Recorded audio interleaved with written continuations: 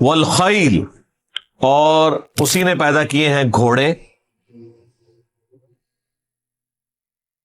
والبغال، اور خچر، والحمیر، اور گدھے، لترکبوہا، تاکہ تم ان پر سواری کرو، وزینہ، اور اس میں تمہارے لیے زینت بھی ہے۔ آج بھی زینت ہے جی، گھوڑے تو اتنے اتنے مہنگے ہیں کہ ہماری موٹر بائکس اور گاڑیاں بھی ان سے سستی ہوں، اتنے اتنے مہنگے گھوڑے ہیں، آج بھی گھوڑوں کی ریس لگتی ہے، اور لوگوں کے لیے ایک خوشی کا سامان ہے، شوق ہے، لوگوں نے پالے ہوئے، اتنا اتنا خرچہ کرتے ہیں ان کے اوپر، آج بھی اسی طریقے سے ویلڈ ہے یہ۔ وَيَخْلُقُ مَا لَا تَعْلَمُونَ، اور وہ پیدا فرماتا ہے اور فرمائے گا، کیونکہ مضارع کا صیغہ استعمال ہوا ہے، مَا لَا تَعْلَمُونَ، ایسی سواریاں جن کو تم نہیں جانتے۔ اس میں وہ بھی شامل ہیں جو بعد میں چیزیں ہمیں معلوم چلی ہیں، جس طرح سمندروں کے اندر کی مخلوقات ہیں، باقی مخلوقات، پلانٹ ارتھ کے اوپر بھی کئی ایک مخلوقات ہیں جن کے ذریعے ہم نفع حاصل کرتے ہیں، اور خصوصاً سواریوں کا ذکر کیا جائے تو آج ماڈرن دور کے اندر جتنی سواریاں ہیں، بیسیکلی جس فزیکل فینومینا آف نیچر کو یوز کر کے یہ سواریاں بنائی گئی ہیں، خواہ وہ ہوائی جہاز ہوں اڑنے والے، یا بحری جہاز ہوں سمندر میں دریاؤں میں چلنے والے، ان کے لیے انوائرمنٹ اور وہ فزیکل فینومینا وہ تو اللہ تعالیٰ نے پرووائڈ کیا۔ ہوا اگر ختم ہو جائے تو ہوائی جہاز نیچے گر پڑیں گے، پھر ہوا میں اتنی طاقت ہے کہ وہ ہوائی جہاز کو اٹھا سکتی ہے انجن کے ساتھ، اور جہاں پہ آپ دیکھیں یہ ایئر پاکٹس آتی ہیں جہاں پہ ایئر کی ڈینسٹی آلموسٹ زیرو ہو جاتی ہے، تو وہ ہزاروں فٹ ایک دم جہاز نیچے آ جاتا ہے، کئی جگہ تو جہاز گر بھی گئے ہیں۔ سب سے زیادہ جو ایکسیڈنٹ جہازوں کے ہوتے ہیں نا، کریشز، وہ لینڈنگ کے وقت ہوتے ہیں۔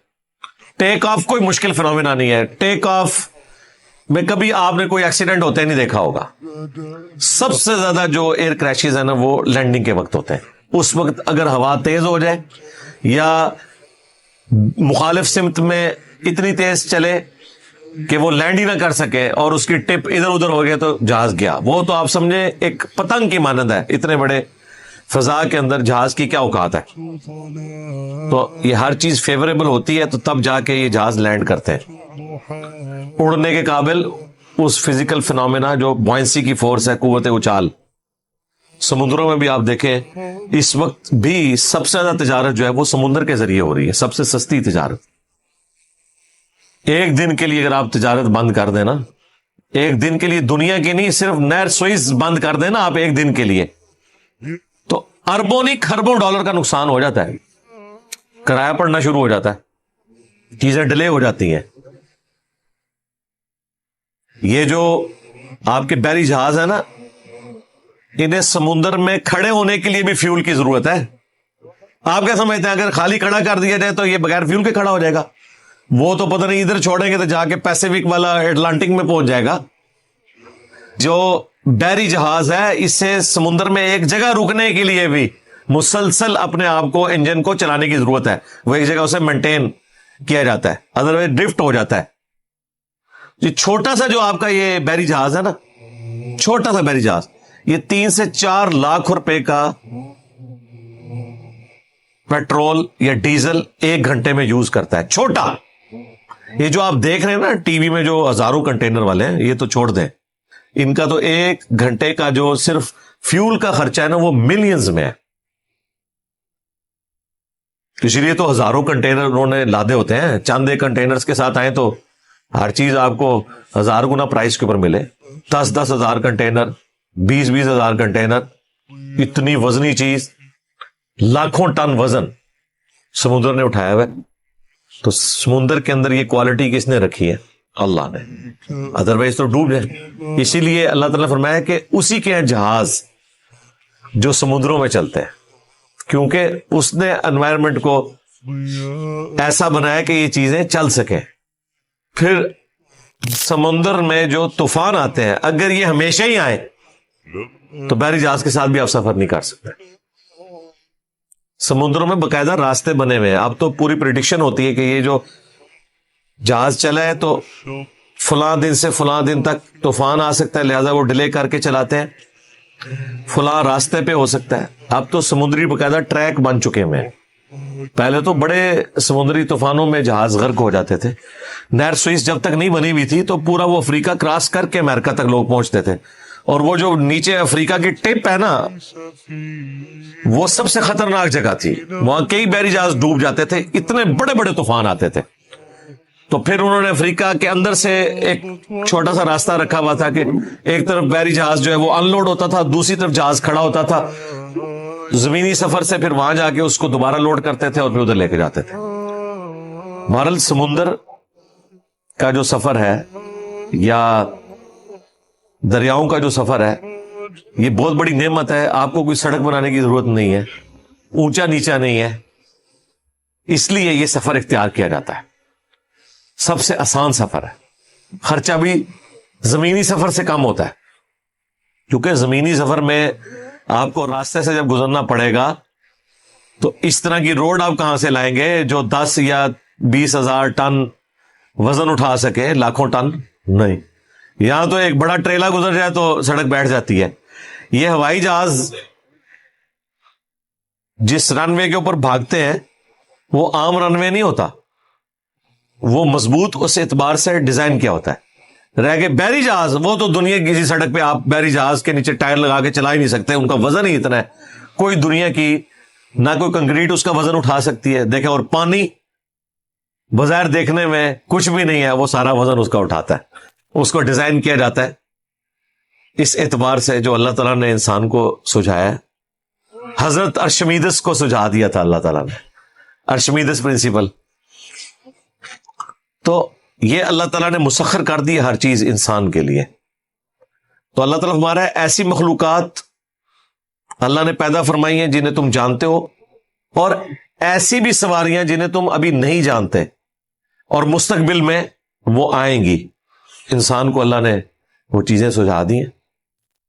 ٹرین کا سفر آپ دیکھ لیں, اتنی بڑی نعمت ہے. ٹرین پوری انسانی ہسٹری میں جو ٹرننگ پوائنٹ ہے نا, یا تو پہلا ٹرننگ پوائنٹ تھا جب انسان نے پہیا بنا لیا آلموسٹ 5,000 سال پہلے, اور جو دوسرا ماڈرن سائنس میں جو ہے نا وہ یہ اسٹیم انجن ہے. حضرت اسٹیفن نے جو بنایا تھا, آج 300 سال نہیں ہوئے اسٹیم انجن کو, 1748 میں. آج کیا چل رہا ہے 2024, 300 سال نہیں ہوئے. یہ جتنی انسانی ترقی ہے یہ ان 300 سالوں کے اندر ہے. اسٹیم انجن بنا, ٹرین کا آئیڈیا آ گیا, ٹرین کا آئیڈیا آیا, دنیا بدل گئی ہے. اور اس وقت چونکہ گریٹ برٹن کی حکومت تھی 1/4 دنیا کے اوپر, افریقہ سے لے کر آسٹریلیا تک, تو پھر انہوں نے پوری دنیا کے اندر ریلوے نیٹ ورک بچھا دیا. اور جو ان کے انڈر نہیں بھی آتے تھے, جرمنی تھا یا سلطنت عثمانیہ تھی, انہوں نے بھی باقاعدہ, چونکہ ایک ٹیکنالوجی تو ڈیولپ ہو گئی تھی, تو ریلوے لائنز بچھانا شروع کر دی. ریلوے لائن کی برکت یہ ظاہر ہوئی کہ پہلی دفعہ انسانی ہسٹری میں ہوا کہ ایک جگہ کا سامان دوسری جگہ پہ جانا شروع ہو گیا اور استعمال کے قابل ہو گیا. ادروائز اگر آپ یہ کہیں کہ آج سے 200-300 سال پہلے کا انسان ملتان کا آم جہلم میں کھا سکتا تھا نا, انہیں پتہ بھی نہیں ہوگا. ملتان جائیں گے تو کھائیں گے, یہاں تک آم پہنچ ہی نہیں سکتا تھا. کئی ہفتوں کے سفر سے پہنچے گا, گل سڑ جائے گا. سرگودا کا کینو جناب دبئی میں بک رہا ہے, کو سوچ بھی نہیں سکتا تھا. کس کی برکت سے؟ اس ٹریولنگ کی برکت سے. بلکہ آپ بی بی سی کے اوپر ایک باقاعدہ پوری ڈاکومنٹری بنی ہوئی ہے کہ یہ ٹرین کے سفر نے دنیا کو کیسے بدلا ہے. پہلے لوگ ایک علاقے کی چیز دوسرے علاقے میں یوز بھی نہیں ہوتی تھی. مثلا اگر گجرانوالہ میں اس وقت ٹائلز بن رہی ہیں تو گجرانوالہ کے گھروں میں آپ کو ٹائلز لگی ہوئی نظر آئیں گی, دوسری جگہوں پہ نہیں. کیوں بھائی؟ ٹائل کو اٹھا کے اگر آپ گدھے پہ لوڈ کر کے لاہور لے کے جائیں گے تو ایک ٹائل جو یہاں سے 1,000 روپے کی چلی ہے وہاں جا کے 10,000 کی ٹائل ہو جائے گی سنگ مرمر کی. کون لگوائے گا؟ بادشاہ ہی لگواتے تھے نا. سینکڑوں ہاتھی لگے تھے سنگ مرمر کو لے کے جانے کے لیے جب تاج محل بنا تھا. پوری سلطنت کے ریسورسز جھونک دیے تھے حضرت شاہ جہان نے, اور پھر حضرت اورنگزیب عالمگیر نے اپنے ابا جی شاہ جہاں کو 9 سال کے لیے قید بھی کر دیا کہ ہوں میری بیبے تھا مزار تو ویکھدا رہے. وہ تو ایک عورت کا مزار تھا نا تاج محل. تو وہ ہسٹری دیکھیں, ہاتھیوں کے اوپر لوڈ ہو کے یہ سارے کا سارا سامان جاتا تھا. تو ظاہر عام بندوں نے تو نہیں ہاتھی رکھے ہوئے تھے, وہ تو حکمران ہی رکھ سکتے تھے. اور وہ بھی کتنی دور لے جاتے ہوں گے, یہ تو نہیں ہو سکتا کہ ہاتھی کو یہاں سے چلا کے آپ کراچی لے جائیں. لے کے بھی جائیں تو کتنے کا پڑے گا آپ کو؟ ایک دن میں تو نہیں اس نے پہنچنا, مہینوں میں پہنچے گا. وہ سارا خرچہ ہاتھیوں کا کھانا جو آپ نے کھلانا ہے راستے میں. تو ایک سنگ مرمر کی اگر ایک سیل یہاں سے آپ نے 10,000 کی لوڈ کی ہے, اتنے جب پہنچتے 10 لاکھ دی ہو جائے گی. تو کس نے لے کے لگانی ہے؟ ٹرین نے کیا کیا, یہ سارے مسئلے حل کر دیے. ایک جگہ چیز بنتی ہے, کارگو میں رکھی, دوسری جگہ ان لوڈ ہوئی, اور پھر یوں دنیا کا کلچر بدلنا شروع ہوا. اور دیکھیں کمال ہے, ہم نے تو سکون سے نہیں گوروں کو رہنے دیا سب کانٹیننٹ میں. 90 سال انہوں نے سمجھ لیں ایک نیزے کی نوک پہ گزارے ہیں, 1857 سے لے کر 1947 تک. 90 سال بنتے ہیں نا, اس میں کتنی جگہ ان کو لڑائیاں اور فساد اور دنگے اور پروٹیسٹ. ان 90 سالوں کے اندر انہوں نے پورے سب کانٹیننٹ میں ریلوے کی پٹریاں بچھا دی ہیں. آج تک وہی ٹریک یوز ہو رہے ہیں. پٹری ہم کبھی کبھار چینج کر لیتے ہیں, سلیپرز بھی چینج کرتے ہیں, ٹریک وہی ہیں. تو ٹریک بنا دیے میں, ایون کئی پل بھی وہی ہیں, نہری نظام دے دیا. آپ اندازہ کریں اتنے سے وقت کے اندر. لوگ کہتے ہیں جی انگریز چلے گئے, اگر انگریز اتنے ہوتے تو پھر ساڈا کیا حال ہوتا؟ جی حال یہ ہوتا کہ آج بلٹ ٹرین ہی پھر رہے ہوتے, ریل کار ہی ذلیل ہو رہے ہوتے, یہ حال ہوتا. تو یہ ساری کی ساری ترقی اس میں اشارتاً موجود ہے کہ ایسی بھی اللہ تعالیٰ سواریاں پیدا کرے گا جو آج تم نہیں جانتے. اب تو وقت اب تو یہ ڈرون ٹیکسیاں شروع ہو رہی ہیں بھائی. دبئی میں تو کچھ عرصے کی بات ہے, لوگوں نے اپنے اپنے چھوٹے چھوٹے ڈرون رکھے ہونے ہیں. پہلے یہ تو ہم نے اپنی زندگی میں دیکھا ہے نا. میں 1995-6 کی بات کر رہا ہوں, انجینئر یونیورسٹی میں تھے ہم. تو رات کو 10:30 کے بعد 1/4 ریٹ ہوتا تھا ٹیلی فون کال کا. اس زمانے میں بھی 14 روپے 1 منٹ کا خرچہ آتا تھا. 14 روپے میں بات کر رہا ہوں 1995, 30 سال پہلے.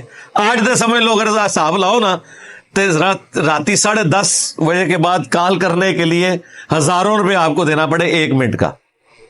آج بھی 14 روپے منٹ نہیں ہے, روپے تک بات آ گئی ہے.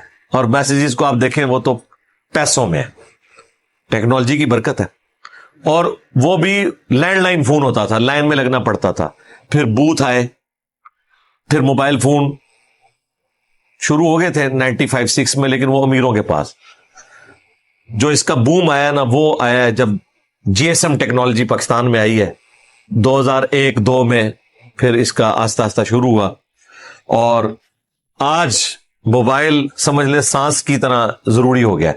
اس کے بغیر تو دنیا کا کوئی کام نہیں ہوگا, اور ہمارا رسک بھی اس کے ساتھ جڑا ہوا ہے. سب کچھ اس کے ساتھ جڑ گیا موبائل کے ساتھ. کسی نے سوچا بھی تھا کہ یہ موبائل ہماری زندگی کا اتنا لازمی جز بن جائے گا؟ اسی طریقے سے وہ وقت دور نہیں ہے جب اس طرح کی جو ہوائی سواریاں ہیں یہ بھی ہر بندے کے استعمال میں آ جائیں گی. موٹر بائکس کا بھی کسی نے سوچا تھا؟ یار پہلی دفعہ جب سائیکل بنی تھی نا, جو یہ 2 پہیوں والی سائیکل جو اس وقت ماڈرن ہے, یہ اس کو مشکل سے آپ سمجھ لیں 150 سال ہوئے ہیں. پاکستان بننے سے پہلے سائیکل ہونا بھی کسی کے پاس بڑی بات ہوتی تھی. لوگ اتنے خوش ہوتے تھے کہ یار ہم خود جا رہے ہیں. گھوڑوں میں بگیوں کے اندر بیٹھ کے جانے والے لوگ یا گھوڑے کے اوپر سواری کے ذریعے جانے والے لوگ اتنی مشکل سے تکلیف سے, ایسے لوگ جو جانوروں کے اوپر ڈپینڈنٹ ہو, انہیں سائیکل مل جائے کہ وہ پیڈل مار کے خود سفر کر سکے تو بہت بڑی نعمت تھی. شروع میں جب سائیکل آئی تھی لوگ 40-50 کلومیٹر روزانہ سائیکل پہ جاتے تھے شوق سے, کیونکہ یہ جذبہ ہی اتنا ہوتا تھا کہ ہم کسی گھوڑے کے محتاج نہیں رہے، خود جا رہے ہیں۔ ہم بھی جب بچپن میں نیا نیا سائیکل چلانا سیکھا ہے، 15-20 کلومیٹر تو شاہی کوئی نہیں ہوتی تھی، حالانکہ کتنی ایفرٹ پٹ۔ اور موٹر بائک پہ آ جائیں، موٹر بائک تو میرا خیال ہے اس میں تو یہ والی ایفرٹ بھی ختم ہے، اور ایسی انجوائمنٹ ہے، شاید یہ 100 سال بعد بھی موٹر بائک والی جو ایک فیسلٹی ہے، یہ ایک مزیدار چیز ہے۔ اور جب یہ ایئر ٹیکسی شروع ہو جائیں گی اور ایک عام بندہ ان کو خرید سکے گا، جس طرح موبائل فون کسی نے سوچا تھا، ایک عام آدمی بھی جس پہ سننے کے بھی پیسے پڑتے تھے کسی زمانے میں، کہ ایک عام آدمی، لوگ اس ٹائم جب یہ یو فون لانچ کیا نا، تو اس وقت یہ باتیں شروع ہو گئی تھی کہ جی آپ کو گھروں میں جو کام کرنے والے لوگ ہیں نا، جو عورتیں کام کرتی ہیں، کیونکہ وہ ان کی لیونگ سٹینڈرڈ سب سے کم ہوتا ہے، ان کے ہاتھ میں بھی آپ کو موبائل نظر آئیں گے۔ اور ہم ہنستے تھے کہ یار یہ کیسے، یہ بیچارے تو مطلب فون بھی کسی کے گھر جا کے ان کی منتیں مار کے کرتے ہیں، ان کے ہاتھ میں موبائل ہوں گے تو دیکھ لیں، ان کے پاس ٹچ اسکرین ہے، میرے پاس سادہ موبائل ہے۔ میں نے اپنے سوا ابھی تک کوئی اپنے جاننے والوں میں بندہ نہیں دیکھا کہ جس کے پاس یہ والا موبائل ہو۔ ہاں جس کے پاس ہے تو وہ پیرلل میں اس نے ضرور رکھا ہوا ہے، لیکن وہ 76 موبائل ہوتے کو لائے ہوئے، وہ اسکرین والا موبائل، اس کے بغیر تو اب چاہ رہے نہیں۔ لوگوں کی زندگی ساری اس کے ساتھ جڑی ہوئی ہے۔ تو یہ اللہ تعالیٰ نے وقت کے ساتھ ساتھ انسان کو ترقی کروائی ہے۔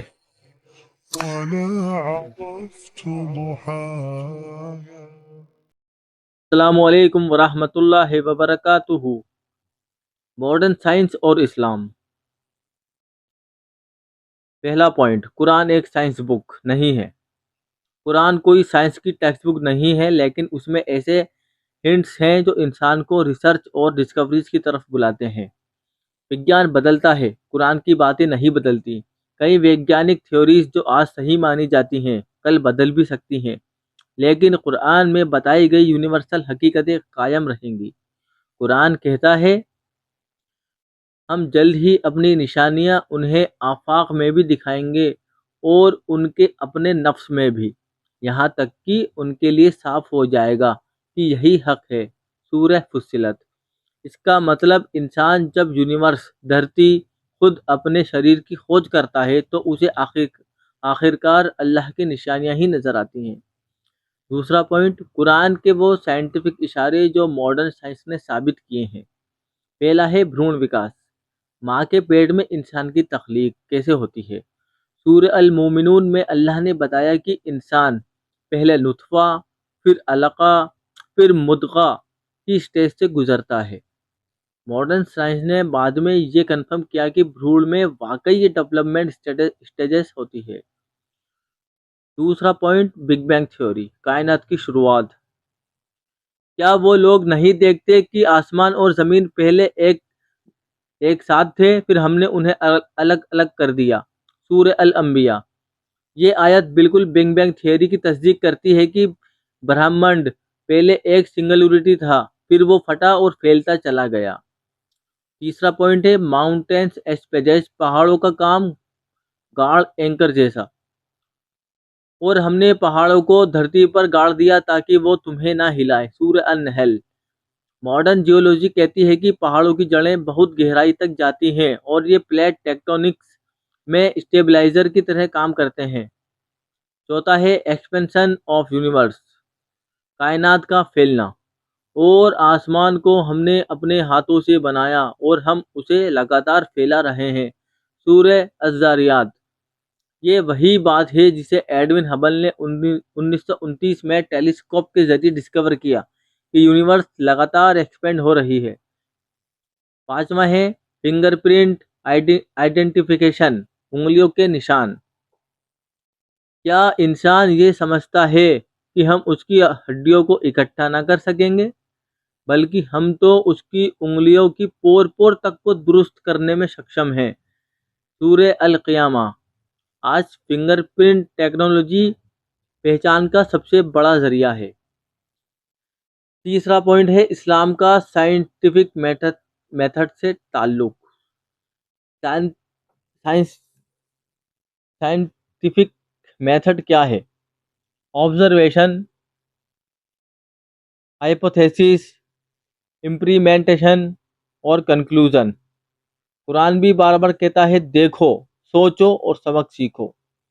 चौथा पॉइंट है आविष्कार इन्वेंशन पर इस्लामिक हिदायत, पॉजिटिव इन्वेंशंस जिससे फ़ायदा हो, mobile, internet, AI, space travel, medical science जायज़ है अगर सही मकसद से इस्तेमाल हो। एग्जाम्पल टेक्नोलॉजी से दीन की दावत, online Islamic education, medical research वगैरह। नेगेटिव इन्वेंशंस जिन आविष्कारों से इंसानियत को फितना, फसाद या शरीयत के खिलाफ नुकसान पहुँचे, जैसे हराम इंडस्ट्रीज, अनएथिकल एआई वगैरह, वो मना है। पांचवा पॉइंट है साइंस का लिमिटेशन और इस्लाम। विज्ञान का दायरा मादी चीज़ों तक है, मगर कुरान इंसान को बताता है कि मौत के बाद की ज़िंदगी, जन्नत, जहन्नम, रूह, इन चीज़ों को विज्ञान नहीं समझ सकता। यह इल्म सिर्फ अल्लाह के पास है। और रूह के बारे में वो तुमसे पूछते हैं, कहो कि रूह मेरे रब का एक हुक्म है और तुम्हें बहुत थोड़ा सा इल्म दिया गया है। सूरह बनी इसराइल। छठा पॉइंट है इस्लाम और मॉडर्न रिसर्च। इस्लाम में हर रिसर्च का मकसद होना चाहिए अल्लाह की निशानी को समझना, इंसानियत की भलाई और शरीयत के दायरे में रहना। फाइनल थॉट, कुरान इंसान को सिर्फ फैथ नहीं बल्कि इल्म और रिसर्च की तरफ बुलाता है। इस्लाम और साइंस एक दूसरे के खिलाफ नहीं है, बल्कि साइंस अगर सही दिशा में जाए तो वो इंसान को अल्लाह तक ही ले जाएगी। अस्सलामु अलैकुम वरहमतुल्लाहि वबरकातुहू।